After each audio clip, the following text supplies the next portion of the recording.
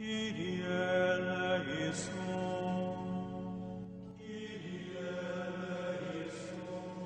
San Anselmo, obispo y doctor de la Iglesia. 1033 a 1109. Doctor Magnificus y padre del escolasticismo. Memoria libre. 21 de abril. Cerca de Aosta se alzaba un castillo cuyas ruinas se ven aún hoy día. Closchattel las llaman las gentes de la tierra. Nada más poético y atrayente que la situación de aquella fortaleza. En torno se extendía un valle, fecundado por un torrente que lleva hasta el po la nieve derretida de los Alpes. Por uno y otro lado, altísimas montañas, detrás de las cuales se esconden los picos más elevados de Europa, Jos de Mont Blanc y el Matterhorn. En este castillo vio por primera vez la luz Anselmo, el hijo de los nobles y ricos castellanos Gondulfo y Ermenberga. Ermenberga era una verdadera matrona cristiana. Dios la había escogido para formar el corazón del que había de ser la lumbrera del siglo XI, y ella supo cumplir con su misión, derramando gota a gota en el alma de su hijo los tesoros de su amor y su ternura. No tenía Anselmo más que 10 años cuando sus padres le entregaron a un clérigo para que le enseñase las letras. Este clérigo era un verdadero tirano, un hombre de genio implacable y de duro corazón, incapaz de comprender las delicadezas que supone el arte de la educación. La completa reclusión y el duro trato a que sometió a su discípulo, acabaron por agriarle completamente el carácter, volviéndolo sombrío y concentrado, de amable y comunicativo que antes era. La compañía de los demás llegó a ser para él una cosa tan odiosa e insoportable, que al solo aspecto de una persona se le veía huir en forma tal, que se le hubiera creído un loco. Desgraciada de mí, decía Ermenberga al saber el lamentable estado a que el ceñudo maestro había reducido a su querido Anselmo, mi hijo está perdido. Volviólo inmediatamente a su lado, y, gracias a sus cuidados maternales, la paz empezó a renacer en el pobre adolescente, cuyo aspecto hacía sospechar el más negro porvenir. A este feliz resultado contribuyeron no poco los benedictinos de Aosta, que fueron, en aquella época, los maestros de Anselmo.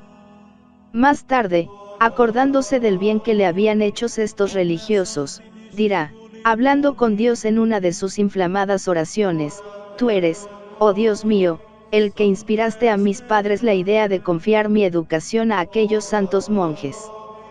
A los 20 años, Anselmo perdió el fuerte apoyo que tenía en Ermenberga, y esta pérdida se echó bien de ver en su vida posterior.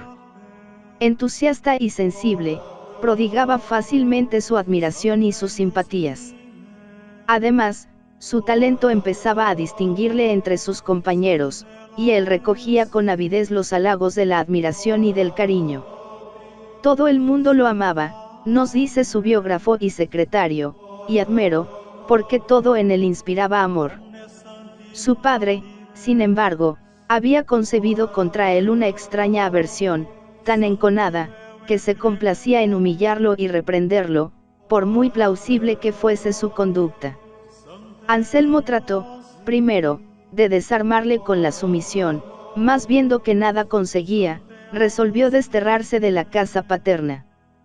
Pasó el monte Cenis, acompañado de un solo servidor, anduvo errante durante algún tiempo por las provincias de Borgoña y de Francia, y, habiendo oído hablar de Bec, allí dirigió sus pasos, con intento de completar sus estudios en aquella ya renombrada escuela.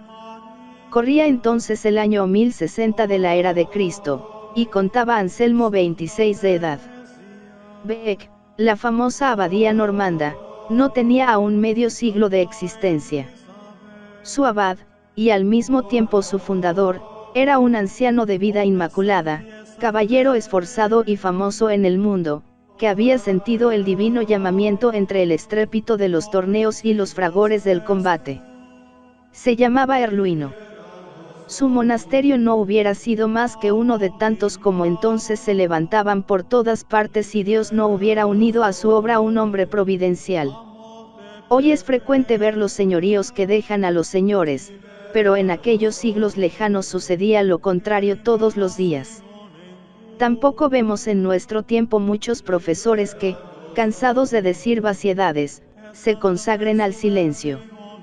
Un día, mientras Erluino dirigía la construcción de un horno, se le presentó un extranjero. «Dios te guarde», le dijo el desconocido. «Él te bendiga». «¿Eres lombardo?», preguntó el abad, creyendo reconocer su patria en el acento. «Sí, de Pavía». «¿Qué es lo que quieres?». «Quiero hacerme monje». Este lombardo era Lanfranco, el que hizo de la escuela de Bec la más famosa del siglo XI, el que había de ser más tarde admirado en toda la iglesia. Sabía la gramática, dice un contemporáneo, como Herodiano, la dialéctica, como Aristóteles, la retórica, como Cicerón, la Sagrada Escritura, como Jerónimo y Agustín. Tal es el maestro que encontró Anselmo en Bec. Fue un maestro y un amigo, pues ambos se amaron con esa ternura inefable que solo se encuentra en los santos. Llegó un día en que el discípulo no solo admiró en el maestro al sabio, sino también al monje, y resolvió abrazar aquella misma vida. He aquí con qué deliciosa sencillez nos cuenta él mismo las perplejidades que tuvo acerca del monasterio donde habría de retirarse. «Estoy resuelto a hacerme monje, pero ¿dónde? Si voy a Cluny, todo el tiempo que he dedicado a las letras habrá sido perdido para mí, y lo mismo si me quedo en Bec. La severidad de la disciplina en Cluny y la ciencia de Lanfranco en Bec harán inútiles todos mis estudios». Así pensaba mi orgullo. Pero, en medio de la lucha, sentí la ayuda divina. ¿Qué? ¿Es de un monje buscar los honores, las alabanzas, la celebridad? Claro que no. Pues bien, me haré monje donde pueda pisotear mis ambiciones, donde sea estimado menos que los demás, donde sea pisoteado de todos. Y esto lo conseguiré seguramente en Bec, donde no podré tener ninguna influencia, por encontrarse allí un hombre cuya extraordinaria sabiduría atrae las miradas de todo el mundo. Bec será el lugar de mi retiro. En sus claustros, Dios será el objeto de mis pensamientos y mis deseos, su amor, toda mi dicha, y el pensar solo en él, mi dulzura, mi alimento, mi sostén, mi felicidad. Y como lo pensó así lo hizo. Pero su ambición de humildad quedó defraudada. Lanfranco fue elevado a la silla arzobispal de Cantorbery, y Anselmo tuvo que ocupar su puesto en la escuela. Poco después moría Erluino, y el joven maestro le reemplazaba en la abadía. Hubo oposición. Creyeron algunos que era indecoroso dar la obediencia a un advenedizo. A otros, el nuevo abad les pareció demasiado joven. El jefe de los descontentos se llamaba Osberno. Era un hombre de mucho talento y ambición desmedida, y aquí estaba la verdadera causa de su encono contra el abad. Esto, sin embargo, no impidió que fuese uno de los hombres a quienes más amó Anselmo en este mundo. Habiendo enfermado Osberno, el buen abad no se apartaba de su lado, le consolaba, le servía, y él mismo le daba el alimento, y cuando la muerte lo arrebató del monasterio, pasó varios días llorándolo, y durante un año entero ofreció por él el santo sacrificio de la misa. «Yo te conjuro», escribía en esta ocasión a un amigo llamado Gondulfo, «que te acuerdes de mi querido Osberno. Donde quiera que Osberno se encuentre, su alma es mi alma». Al ser elegido abad, la vida de Anselmo pierde algo de su intimidad deliciosa.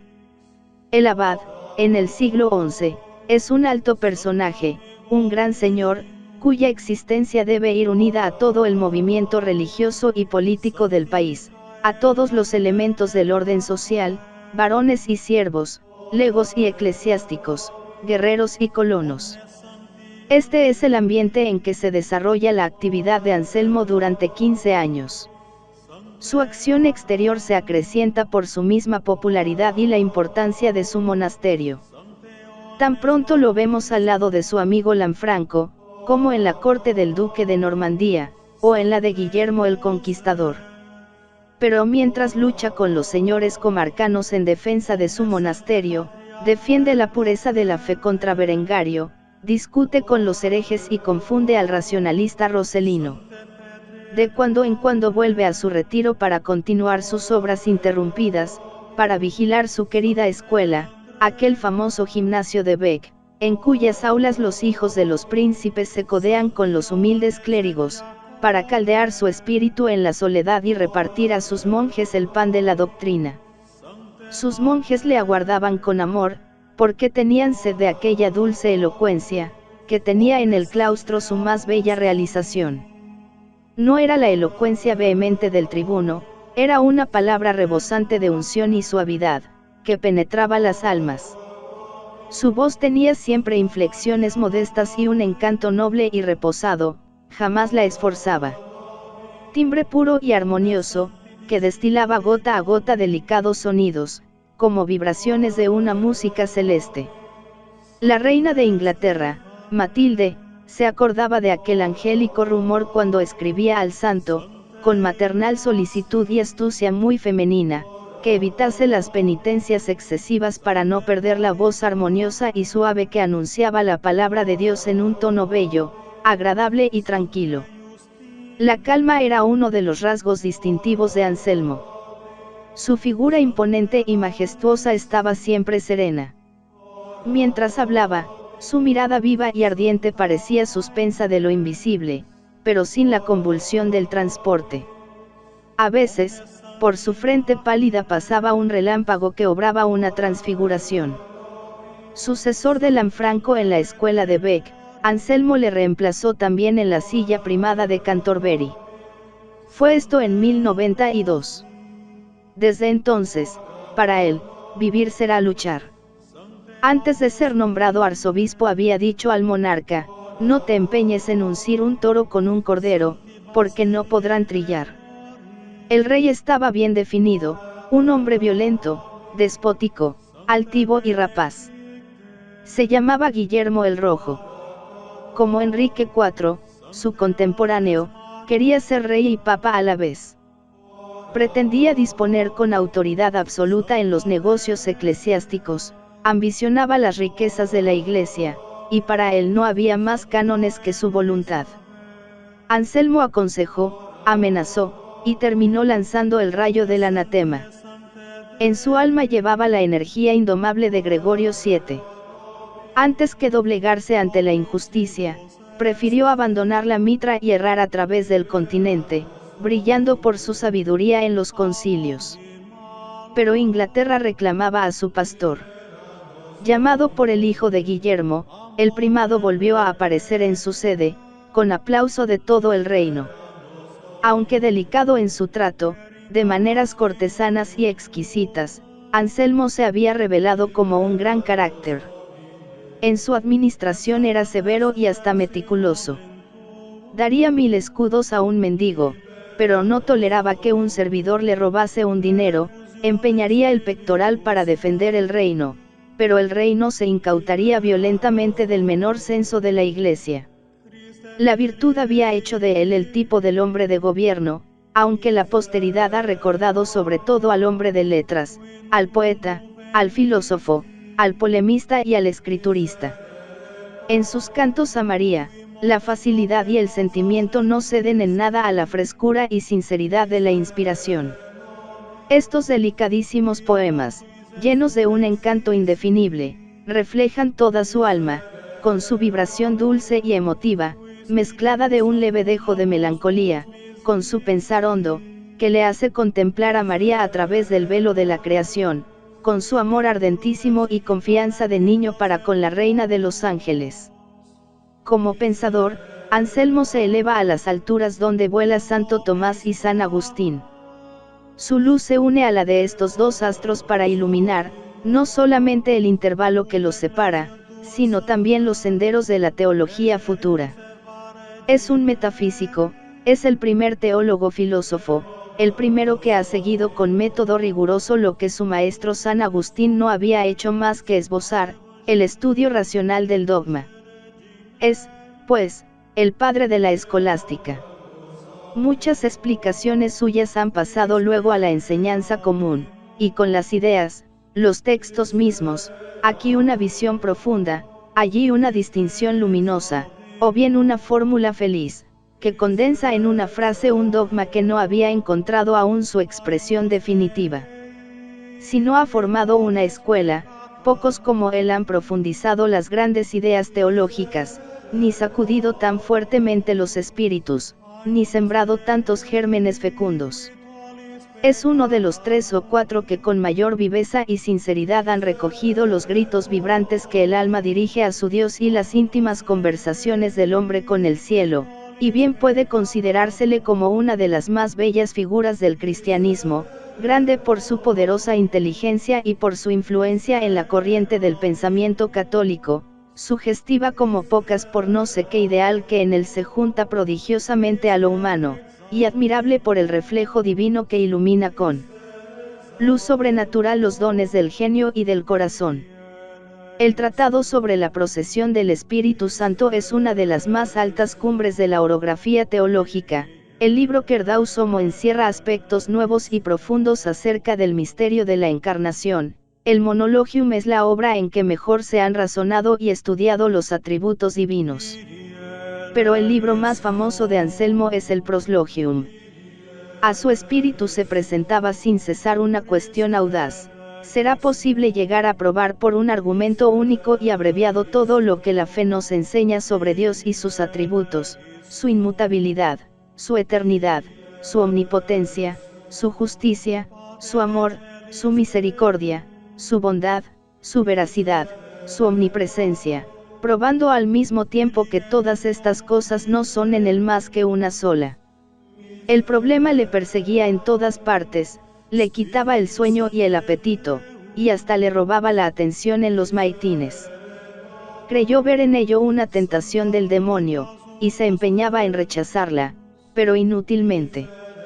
Y he aquí que una noche, mientras velaba, atento a sus meditaciones, la gracia de Dios brilló en su corazón, llenóse de luz su inteligencia y todo su interior se iluminó de alegría.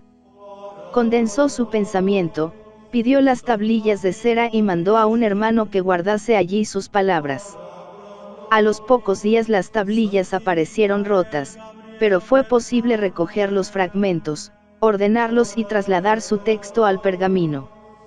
Así se conservó el famoso argumento ontológico de la existencia de Dios, que ha dado tanto que hablar en todas las escuelas filosóficas, y que, si es discutible, nos revela por lo menos la fuerza soberana de la inteligencia que le formuló. Los sabios le recogieron ávidamente, y tanto los que le han aceptado como los que le han discutido, se han postrado reverentes ante su profundidad sublime. Su autor vio en él una revelación divina. Alguien ha dicho que San Anselmo es el primero que ha manejado de una manera metódica la idea de lo infinito, verdadera palanca de la ciencia, pero no se ha preocupado solamente del infinito que apetece la inteligencia, sino también de aquel otro que sacia y aquieta el corazón. El Proslogium no es puramente un libro de metafísica sutil, es un guía del conocimiento y del amor de Dios, un amigo, cuyas palabras están llenas de unción y poesía, es, a la vez, argumentación, intuición soberana, oración, meditación y cántico de alabanza.